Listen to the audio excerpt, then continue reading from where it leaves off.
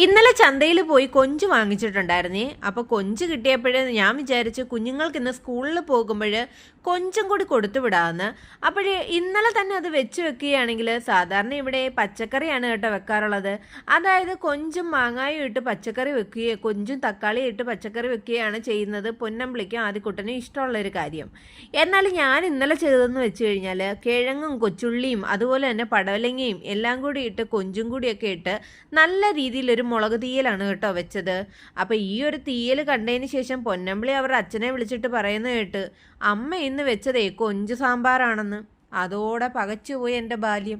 ഇന്നലെ വെച്ചതിൻ്റെ ബാലൻസ് കറിയാണ് കേട്ടോ ഈ കാണുന്നത്. ബാക്കി കറിയെല്ലാം ഞാൻ തന്നെ കൂട്ടേണ്ടി വന്നു. കുഞ്ഞുങ്ങളെ കുറ്റം പറഞ്ഞിട്ടും കാര്യമില്ല കേട്ടോ.